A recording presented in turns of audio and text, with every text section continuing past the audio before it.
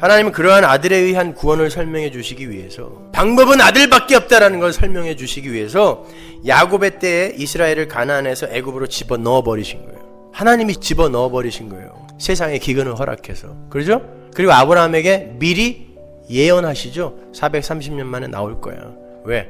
너희들에게 구원이 무엇인지 설명해 주기 위해서. 그거거든요. 그리고는 그 애굽에서 어린 양의 보혈, 아들의 보혈을 임방과 문설주에 바른 집, 즉 어린 양의 보호 아래에 있는 그 집 사람들을 무상으로 사망에서 건져주시는 거예요. 피만 바르면 돼요. 못 들어가요. 사망이. 피만 보면, 아들의 피만 보면 못 들어가. 그거예요. 거기에 인간의 행위가 보태져 있어요?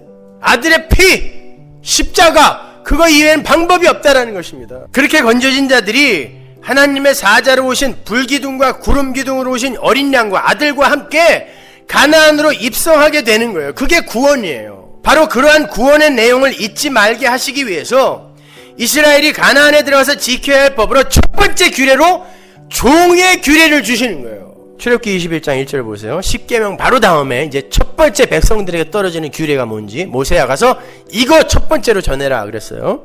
네가 백성 앞에 세울 규례는 이러하니라. 첫 번째 규례가 떨어지는데, 네가 히브리 종을 사면 그가 6년 동안 섬길 것이요 제7년에는 값없이 나가 자유할 것이며, 그가 단신으로 왔으면 단신으로 나갈 것이요 장가들었으면 그 아내도 그와 함께 나가려니와, 상전이 그에게 아내를 주므로 그 아내가 자녀가 낳았으면 그 아내와 그 자식들은 상전에게 속할 것이요 그는 단신으로 나갈 것이로되, 종이 진정으로 말하기를 내가 상전과 내 처자를 사랑하니 나가서 자유하지 않겠노라 하면 상전이 그를 데리고 재판장에게로 갈 것이요 또 그를 문이나 문설주 앞으로 데리고 가서 그것에다가 송곳으로 그 귀를 뚫을 것이라. 그가 영영이 그 상전을 섬기리라.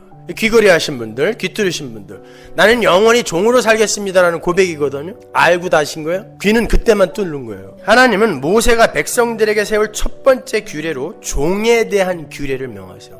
이게 뭐 그렇게 중요한 거라고 첫 번째 규례로 이야기를 하실까요? 신명기 15장 12절에서 18절까지를 보면 종에 대한 규례가 출애굽기보다 조금 더 상세하게 설명이 되어 있어요. 신명기 15장 12절. 네 동족 히브리 남자나 히브리 여자가 네게 팔렸다 하자. 만일 6년을 너를 섬겼거든 제7년에 너는 그를 놓아 자유하게 할 것이요 그를 놓아 자유하게 할 때에는 공수로가게 하지 말고 네 양무리 중에서와 타작마당에서와 포도주 틀에서 그에게 후히 줄지니 곧 내 하나님 여호와께서 네게 복을 주신 대로 그에게 줄지니라. 보세요.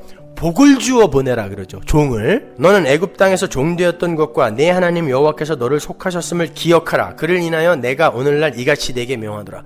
종의 규례를 주는 이유가 뭐래요? 애굽에서 너희들이 어떻게 나왔는가를 기억하게 하기 위해서 종의 규례를 준다 그러는 거예요. 그러니까 이 종의 규례는 죄인들이 하나님에 의해 구속되는 것의 모형, 구원 사건의 모형이란 뜻이죠. 종이 만일 너와 내 집을 사랑함으로 너와 동거하기를 좋게 여겨 네게 향하여 내가 주인을 떠나지 아니하겠노라 하거든 송곳을 취하여 그의 귀를 문에 대고 뚫으라. 그리하면 그가 영영이 네 종이 되리라. 네 여종에게도 일례로 할지니라.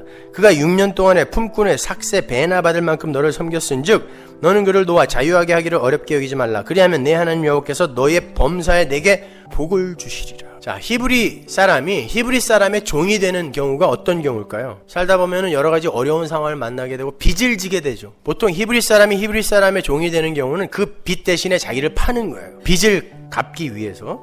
그러나 그 채무자가 아무리 많은 빚을 졌더라도 7년째에는 자유를 주라는 거예요. 희년, 안식년이 7번 반복되면 그게 희년이죠. 안식년, 희년, 안식일 다 같은 메시지를 담고 있는 거예요. 그 희년 사상이 여기 나오는 거예요. 안식년 사상이 여기 나오는 거예요.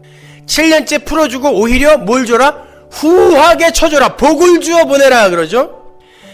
하나님께 빚을 진 타락한 인간들을 하나님의 아들의 공로에 의해서 자유하게 풀어주시는 구원의 모형인 거예요. 구원 이야기의 모형. 그것도 그냥 풀어주시는 것이 아니라 후하게 주어 풀어주는 거예요. 이게 애굽에서 이스라엘 민족이 출애굽하게 되는 그 그림으로 한번 보여줬던 거예요. 그래서 이스라엘이 애굽에서 나올 때 금은 보화를 바리바리 쌓아갖고 나오는 거예요. 인간이 아들의 공로에 의해서, 어린 양의 공로에 의해서 죄의 종 되었던 자리에서 풀려날 때 하늘의 풍요가 함께한다라는 것을 모형하고 있는 거란 말입니다. 그래서 종을 풀어줄 때 풍요하게 복을 주어 보내라 이야기하는 거예요. 아울러 하나님께서 하나님 백성들에게 종의 규례를 주시면서 그러한 구원의 이야기를 행함으로 보이라고 하신 것은 하나님의 백성이 이 세상에서 어떻게 살아야 할 것인가에 대한 교훈으로 주신 거예요. 어느 지점으로 지향되어 갈 것인가에 대한 교훈. 우리가 이렇게 잘 할 수 있다는 말이 아니라 힘의 원리 속의 세상에서는 종이 많을수록 강한 자가 되죠. 그래서 세상은 종을 많이 확보하기 위해서, 다른 말로 자기보다 아랫사람을 많이 만들기 위해서 자신들의 전 인생을 투자하여 살아요. 그죠?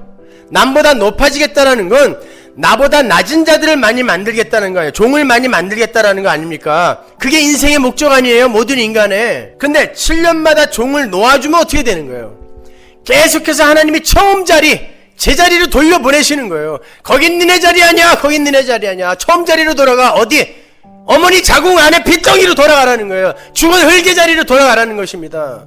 그건 니네 힘 아니니까. 그런 것을 힘삼아 사는 자들은 당신의 백성이 아니라는 거예요. 근데 이스라엘이 어떻게 했어요? 한 번도 그 명령을 지킨 적이 없다 그래요, 성경이. 한 번도 안 풀어줬다는 거예요.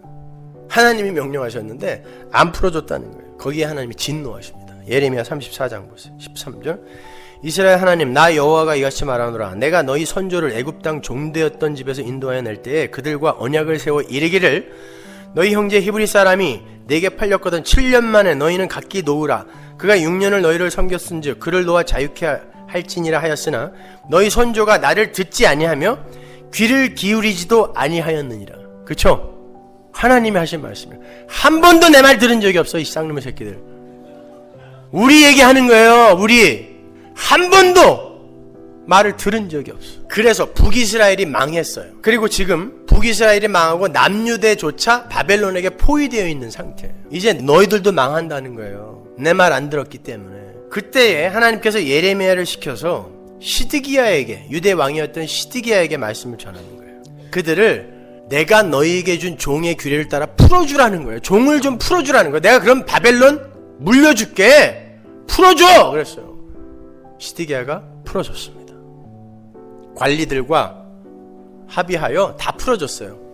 하나님이 바벨론을 물리셨어요. 그러니까 역사는 하나님에 의해 움직여지는 거예요. 그랬더니 어떻게 했어요? 또 재형식화, 재고착화가 일어나요.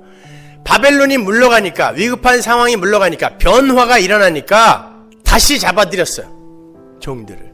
우리의 모습 아닙니까 이게? 하나님 앞에 죽겠다고 빌다가도 그거만 풀리면은 또 옛날로 돌아가. 바벨론을 시켜서 또 포위하게 하셔. 그럼 또 빌어. 하나님이 물려주셔. 또 옛날로 돌아가. 요게 재형식화, 요게 우상이에요. 요게 메타 형식이라는 것입니다. 예레미야 34장 22절 보세요. 나 여호와가 말하노라. 보라, 내가 그들에게 명하여 이 성에 다시 오게 하리니 그들이 이 성을 쳐서 취하여 불사를 것이라. 내가 유다 성읍들로 황무하여 거민이 없게 하리라. 그래, 너희들은 그런 존재이기 때문에 다시 불러서 불태워버릴 거야. 너는 다 죽었어, 이런 뜻이에요. 너는 다 죽었어. 근데 예레미야 34장 17절을 보면 아주 흥미있는 내용이 기록되어 있어요. 그러므로 나 여호와가 이같이 말하노라. 너희가 나를 듣지 아니하고 각기 형제와 이웃에게 자유를 선언한 것을 실행치 아니하였은즉 내가 너희에게 자유를 선언하여 너희를 칼과 연병과 기근에 붙이리라. 하나님께서 이스라엘에게 너희들에게 이제 자유를 선언해 준다. 자유롭게 풀어줄게 그랬어요. 근데 결과가 뭐예요? 칼과 연병과 기근이에요. 사망이란 뜻이에요. 그러니까 하나님의 종되었던 자리에서 자유롭게 풀어주면 어떻게 된다는 거예요? 죽는다는 뜻이에요. 근데 하나님이 그러는 건 풀어줄게, 죽여버리겠다는 뜻이에요.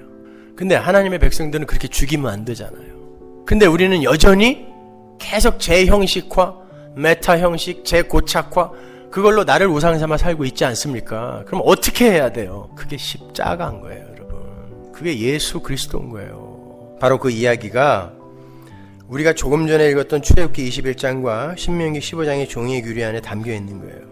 그 규례에 의하면 종은 6년간 열심히 일하고 나서 7년째에 해방이 되게 되어 있어요. 근데 종이 주인을 사랑하고 자기 가족을 사랑하여 나 안 나갈게요, 그러면 기둥으로 끌려가서 귀 뚫리고 영원한 종이 되는 거예요. 그때 그 종은 상속권을 갖게 돼요. 가족이 되는 거예요. 주인의 가족.